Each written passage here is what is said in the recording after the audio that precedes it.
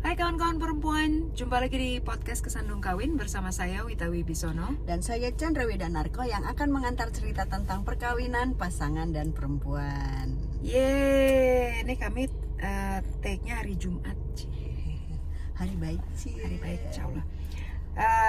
Kami mau cerita tentang kisah narasumber yang masuk ke Kesandung Kawin.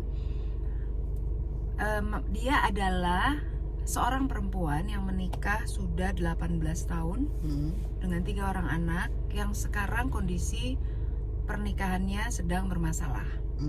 Mereka pisah rumah ya, tidak bercerai ya, tapi pisah rumah.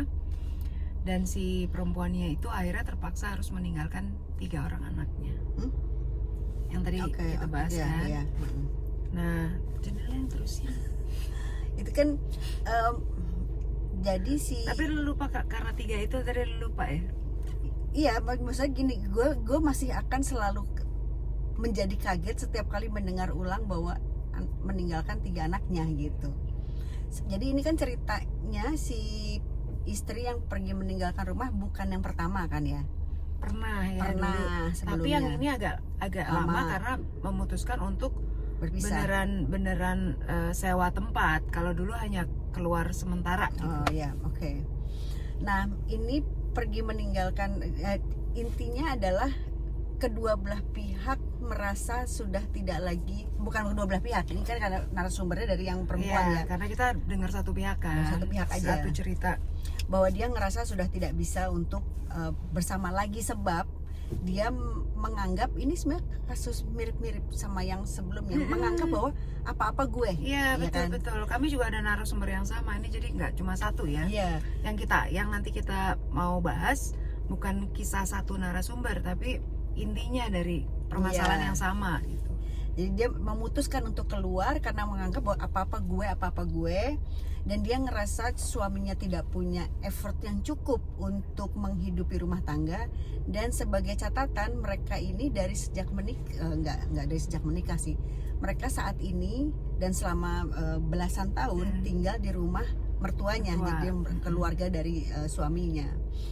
Nah terus karena dia ngerasa bahwa suaminya effortnya nggak cukup dan dia kesel, sampai kemudian dia merasa menemukan bahwa suaminya berselingkuh. Nah, Jadi double ya. Nah, double Kesalnya. Namun dia juga mengatakan bahwa gue pun berselingkuh, tapi udah enggak gitu. Udah enggak karena udah sempet didatengin sama suaminya.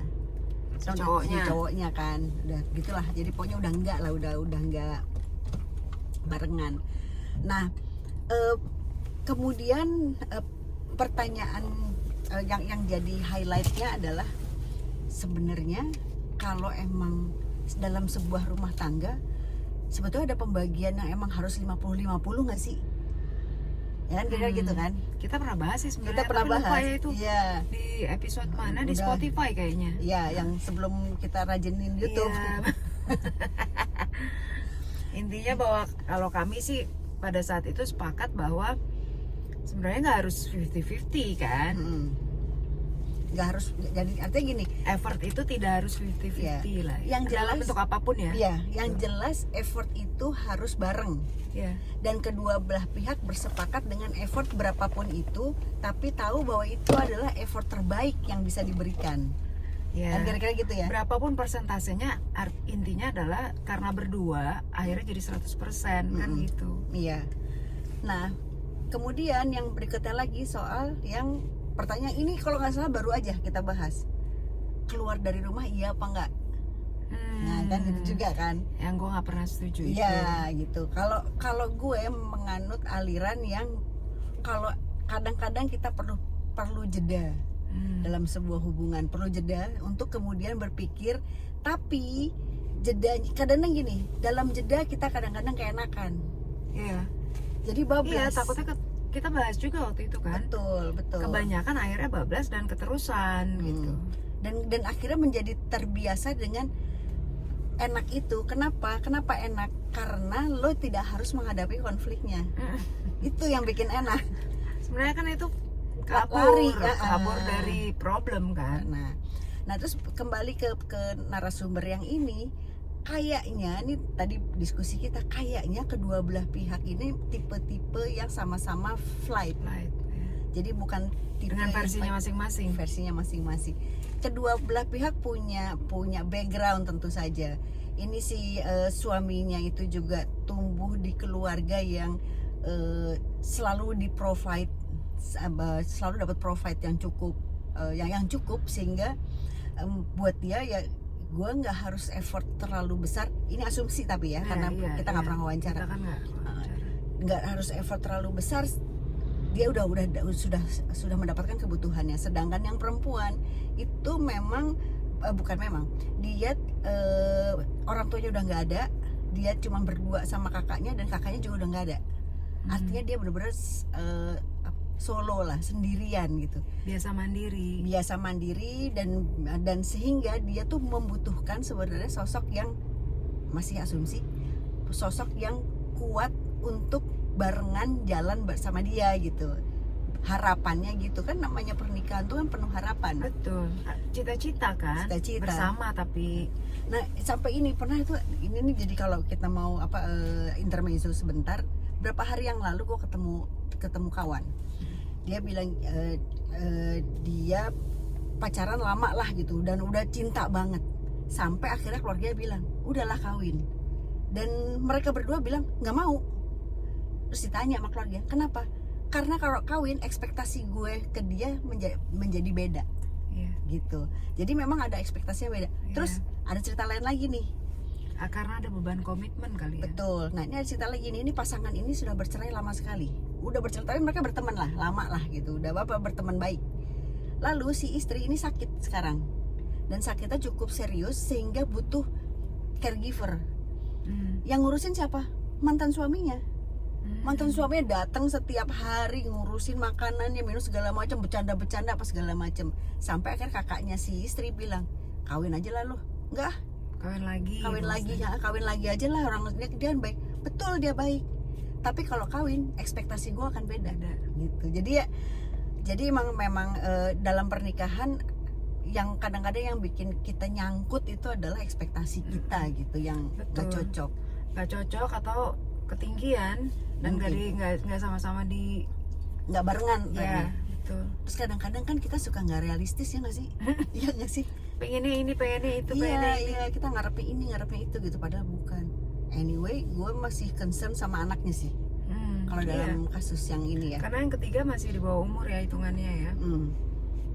Dan sebenarnya bukan cuma ketiga, tapi yang dewasa pun kan ada efek dari itu gitu. Betul ya kan? Betul. Karena kan tiap anak kan akan merekam semua yang mereka lihat di rumah kan.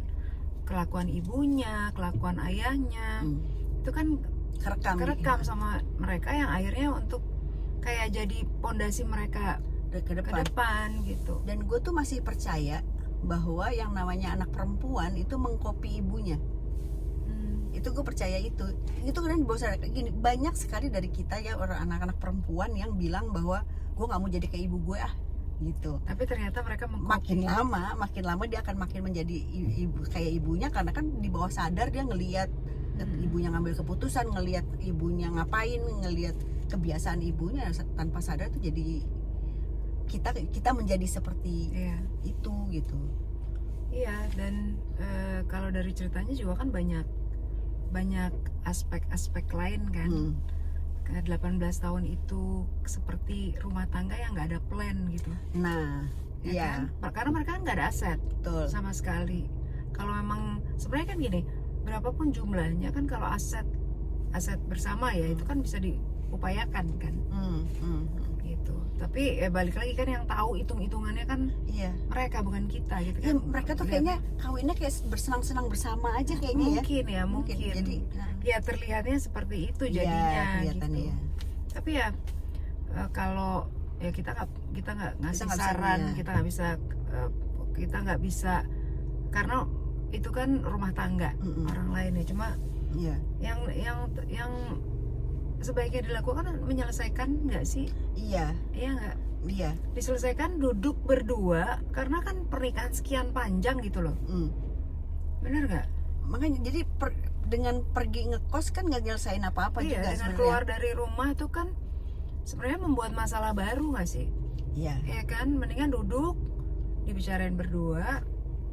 Dan kalau udah selama itu kan takutnya malah makin ya itu tadi keenakan kan. Iya. Jadi terbiasa gitu. Dan itu kan dicontoh Iya betul. sama anak-anak ya. Sama gitu, anak-anak, gua nggak senang, kalau ini cabut berarti aja nggak lah. apa-apa ya, gue pergi aja gitu. Iya. Akhirnya jadi contoh. Ya mudah-mudahan permasalahannya cepet selesai. Amin. Ya, kita ketemu lagi di podcast selanjutnya dengan cerita narasumber yang lain. Mari bahagia. Kawin pasangan semua akan lucu pada waktunya. Bye bye.